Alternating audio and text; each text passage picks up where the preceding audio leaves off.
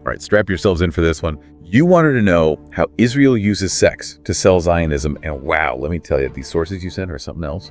Like you're asking, how does a country use images, even personal connections, to like shape how the world sees it? Well, it's interesting because it goes way beyond just like some slick PR campaign, right? Yeah. The strategy is baked into the history of Zionism itself. Like we're talking all the way back to the late 19th century. Yeah, so the YouTube video talked about the new Jew, like they're really trying to like change what it meant to be Jewish. What was that all about? Well, think about the time period. Back then, Jewish people in Europe were often stereotyped as weak or frail. And the early Zionist movement, they wanted to establish a Jewish homeland in Palestine, and they knew that image wasn't going to cut it. They needed to project strength and vitality. They had to make that happen. So they basically created a whole new image. Exactly. They wanted to ditch those old stereotypes, right? Mm-hmm. And present this new Jew as strong and rugged, capable. And the perfect symbol for this was the sabra. Wait, like the prickly pear fruit. What does that have to do with anything? Well, it's actually a pretty clever metaphor. The sabra, or sabar in Hebrew, it's, tough and prickly on the outside, but inside it's sweet and tender, and it's also native to the region, which tied in perfectly to this idea of the new Jew being rooted in the land, resilient, but also with the softer side. Okay, that's pretty smart marketing. But they didn't just rely on imagery, did they? Not at all. They put a huge emphasis on physical fitness, agricultural labor, military training. It was all about creating this generation of capable Jews who could defend and build their homeland. In fact, at the 1898 Zionist Congress, one of the founders, Max Nordau, he literally called for, get this, a muscular Judaism. I mean, that pretty much sums up the whole idea. So from the very beginning, image was key to achieving their political goals. Absolutely. And that focus on image, it's continued to evolve over time. All the sources you sent point out that by the 2000s, Israel's PR strategy started to shift again. Right. Like the tough soldier image was still there, for sure, but they also started pushing this, kind of a fun-loving side. You got it. They were targeting young men who mostly just saw Israel as, a conflict zone, and the image of a soldier who's constantly in battle, well, that wasn't exactly a draw, right? They needed a new approach. And that's where bikini diplomacy comes in, I guess. Bingo. In 2007, the Israeli Foreign Ministry and the Ministry of Tourism, they teamed up for a photo spread in Maxim magazine. Maxim. Wait, like the men's magazine? Yep.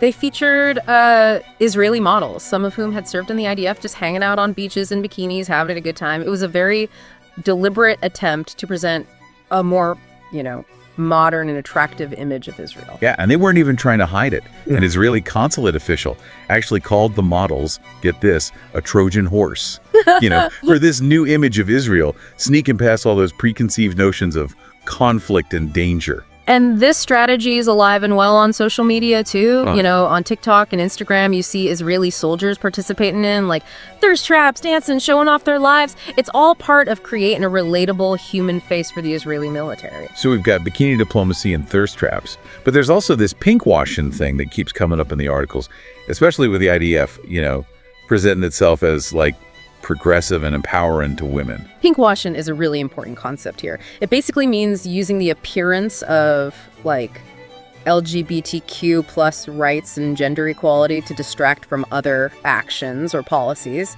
that, that might be seen as less favorable. So it's look how progressive we are. We have gay soldiers and women in combat. Never mind that whole occupation thing over there. Yeah, that's actually a pretty good summary. And the IDF's social media strategy, it definitely plays into this. Their TikTok account's a perfect example. It's all about showing female soldiers as, empowered and equal to men. Right. You see them using hashtags like #HotGuyShit, showing off their physical strength, working with heavy machinery. They're clearly trying to project this image of female empowerment. But is it really that simple? I mean, doesn't that create a kind of paradox? Absolutely. Promoting female empowerment while simultaneously relying on the male gaze, that definitely raises some questions. Are they truly promoting equality, or are they just using women's bodies to further their agenda? Right. And the sources we have point out that this carefully crafted image, it doesn't always match reality. There's criticism of the IDF's approach to gender equality, and there are documented cases of sexual harassment within the military itself.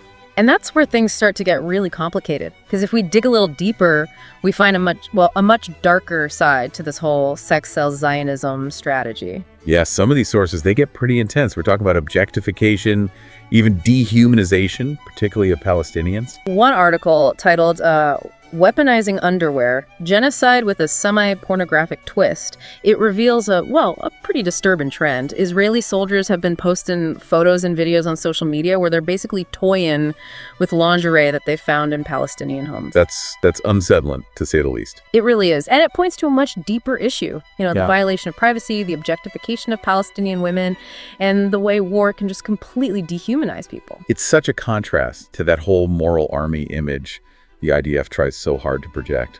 Exactly. And let's not forget the hypocrisy, right? They criticize Hamas for alleged discrimination against women, yet they've got their own documented cases of sexual harassment within their ranks. It makes you question if this is really about equality at all, or just another carefully constructed layer of their image. Okay, so we've covered the Nuju, bikini diplomacy, social media thirst traps, and even the darker side of objectification and pinkwashing. But the YouTube video, it also claimed that Israel uses sex to, encourage procreation among Jewish Zionists. Yeah, and that ties directly into one of Israel's main demographic goals, maintaining a Jewish majority. And they're using sex to do that. In a way, yes. Programs like Birthright, which offers free trips to Israel for young Jewish people worldwide, they're designed to foster these romantic connections between participants and Israeli soldiers. They intentionally, how do they do that? Well, they spend tons of time together, participate in activities that, build camaraderie, and there are stories of situations that encourage physical intimacy. Wow. And the YouTube video claims this is a deliberate strategy to encourage marriage and, ultimately, more Jewish babies. It does seem to align with the stated goals of some of Birthright's founders, yeah? One of them even talked about making, quote, spouses available, specifically addressing the issue of intermarriage and the need to increase the Jewish birth rate. That's intense. Right. I mean, it's one thing to promote tourism and a positive image, but using emotional manipulation and romantic encounters to further a political agenda, that's a whole other level. It definitely raises questions about using personal relationships as a tool to achieve demographic goals. Okay, so to recap here, we've uncovered this, complex web of strategies using sex, image, and even personal connections to promote Zionism. And it's important to remember that these strategies have evolved over time, adapting to the change in social landscape and the media. What started as a way to, create a new image for Jewish people has kind of morphed into this sophisticated machine that leverages everything from bikini-clad soldiers to, trending hashtags. And while it's easy to get caught up in the surface level of all these tactics, it's crucial to dig deeper and consider what's really going on, right? Exactly. What are the underlying motivations? Who benefits from these images? And what happens when we just accept them at face value? Yeah, it's like we're looking at two totally different versions of reality, right? There's this carefully curated image, all sunshine and smiles, and then there's the more complex, kind of uncomfortable truth. Well, and that's the power of propaganda, right? It's about presenting a particular narrative, often a simplified one, that serves a specific purpose. But how do we, as individuals, how do we navigate this? How do we even begin to separate fact from fiction, image from reality? Well, it's definitely a challenge, especially these days, right? I mean, in today's world, we're constantly just bombarded with information, and a lot of it's designed to manipulate our emotions and influence our decisions. So what's the solution? Do we just become cynical and distrust everything we see? I wouldn't say that. It's not about being cynical. I think it's more about developing a healthy skepticism, right? Be aware of that potential for manipulation and asking the right questions. So it's not about rejecting everything outright. It's more about being more discerning. Exactly. It's about recognizing that every image, every story, it has a context, a purpose, and often an agenda behind it. And it's our responsibility to try to figure that out. Okay, so let's apply that to what we're talking about here. We've talked about how the IDF uses social media and how they present themselves as this, progressive, gender equal force. But one of the articles you sent, it takes a much more critical look at this. It calls it the self-weaponization of Israeli women soldiers' image. Right. That article's really interesting because it highlights a trend that actually started way back in the mid-20th century. The increasing number of female combatants in the IDF.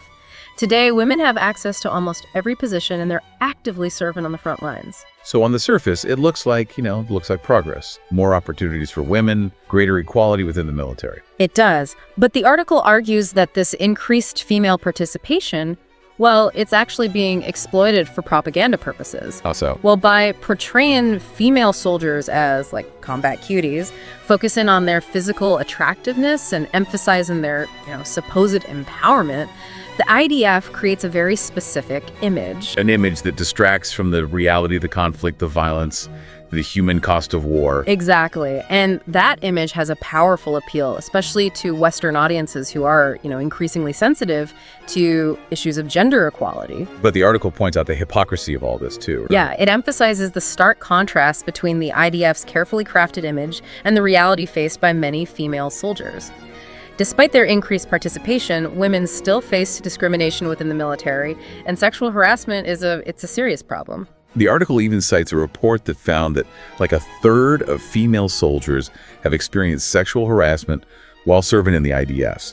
A third. And that raises a fundamental question. Is this truly about empowering women, or is it about exploiting their image to achieve political and military goals? And that exploitation, it extends to the objectification and dehumanization of Palestinian women as well. I mean, that article about weaponizing underwear really got to me. It's not just about violating their privacy. It's about reducing them to objects, stripping them of their humanity. And it feeds into a dangerous narrative that justifies the occupation and the violence that's inflicted upon Palestinians. It's like they're saying, see, we're the good guys. We respect women. Those other people, they don't.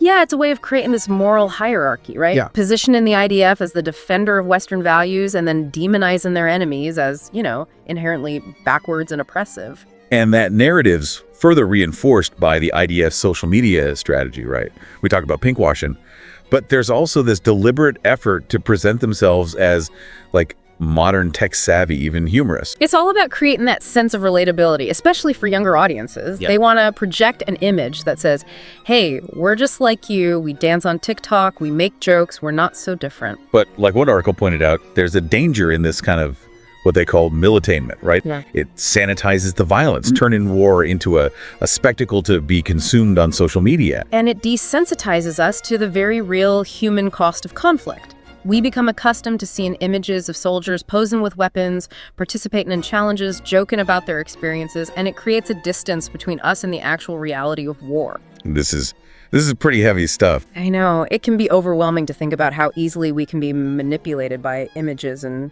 narratives. So where do we go from here? Yeah. How do we protect ourselves from this kind of manipulation? I think it starts with awareness. The more we understand the tactics being used, the better equipped we are to resist them. Yeah, it's kind of crazy when you think about it. We started talking about this whole new Jew thing and how image was important back then. And now, it's like these same tactics, they've just gotten so much more sophisticated, like in the age of social media and the internet and everything. It's really about taping into those basic human desires, right? Yeah. Connection, belonging, even love. And they use those things to, influence how we see the world. It's almost like a form of soft power. Like instead of using force, they're using attraction, persuasion to achieve their goals. Exactly. And it's super effective. Think about it. How many people around the world, right? They have a positive view of Israel, but it's based on these images. They see the, fun-loving soldiers, beautiful scenery. They don't necessarily see the conflict or the complexities. It's like they're showing us a highlight reel, Right. like a carefully edited version of reality. And that's the danger. It creates this distorted view, and it hides the full story. So how do we, as critical thinkers, how do we navigate this world of carefully constructed images and narratives? It's a challenge, there's no doubt about it. We can't just shut ourselves off from the world, but we can be more mindful, more discerning about the information that we're taking in. So it's not about rejecting everything outright, right? It's about being aware that manipulation exists. Exactly. It's about asking questions, looking for different viewpoints, being willing to challenge our own assumptions. And remembering that even the most appealing images can be used to serve an agenda. For sure. Those bikini-clad soldiers on the beach, they might be having fun. But they're also part of a strategy to make you feel good about Israel, to kind of distract you from other aspects of the situation. And those thirst traps on TikTok, they're not just like random entertainment. They're carefully calculated to make the IDF seem relatable, even like cool. It's all part of a larger strategy designed to, to influence how you think and feel. So what's the takeaway for our listeners? What can they actually do to protect themselves from this kind of manipulation? Be vigilant, be critical. Don't just accept things at face value. Remember, there's always more to the story than what you see on the surface. This has been such an eye-opening conversation. It really makes you think twice about all those images and messages that we see every single day. And it's not just about Israel. This kind of manipulation, it's everywhere. Think about how companies use similar tactics to sell your products, how influencers build followings, how politicians get your vote. It's like this deep dive has given us a whole new lens to view the world. Use this lens to examine the messages you encounter every day. Ask yourself, who benefits from this image? What are you trying to make me think or feel? What's the real story here? That's a great challenge for our listeners. And on that note, I want to thank you for taking this deep dive with us. Be sure to check out the show notes for links to all the sources we talked about. And until next time, keep questioning everything.